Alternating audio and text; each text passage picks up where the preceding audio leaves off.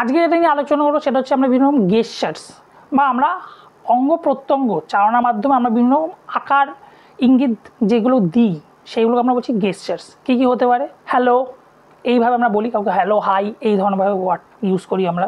Call me, অনেকে আমরা দূরে থাকলে হয়তো বলতে পারি না, তো আমরা এইভাবে ইশারা করে বলি। বলতে পারি না ইন দ্য সেন্স আমাদের ভাষা হয়তো যাচ্ছে না, অনেকে অনেক দূরে দাঁড়িয়ে আছে, তখন তাকে ইশারার মাধ্যমে আমরা গেস্টার্স করি, কল মি। একইভাবে কাউকে বাহবা দিই, গ্রেট জব। আর কেউ ধর দূর থেকে আমাকে ডাকছে, তখন আমরা বলি মি, আমাকে ডাকছো। এইভাবে আমরা গেস্টার্সগুলো করি। আমরা যখন খুব হতাশ হই, দুঃখ হয়, তখন আমরা বলি ও নো, ও মাই গড, এই ধরনের কথা বলি, তো এটাও এক ধরনের গেস্টার্স। আমরা এখন কোনো কিছু ভাবি, তো এই ধরনের ভাবনা চিন্তা করি, তো এটাও আমরা গেস্টার্সের মধ্যেই পড়ছে। আই এম অ্যাংরি, রেগে গেছি। রেগে গেলে আমরা কী করি?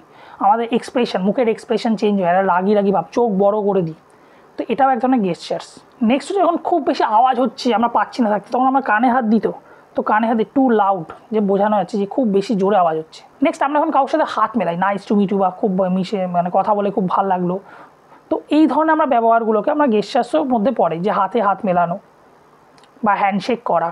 আরেকটা ওয়ার্ড আছে আই ডোন্ট নো, আমি জানি না, কী করে এলো, বা আমি জানি না, এমন হতবাক হয়ে গেলাম। এই ধরনের এক ধরনের গেস্টার্স আমরা ব্যবহার করে থাকি। পারফেক্ট, আমরা অনেকে দেখি যে পারফেক্ট বা খুব দারুণ হয়েছে, হয় আমরা এইভাবে বলি পারফেক্ট, খুব দারুণ, দুর্দান্ত হয়েছে জিনিসটা। ওয়েল ডান মানে কি? আমরা যখন বাহবা দিই কাউকে, কাঁধে চাপড়ে বলি ওয়েল ডান, খুব ভালো করেছো, এই ধরনের একটা আমরা গেস্টার্স কিন্তু ব্যবহার করে থাকি।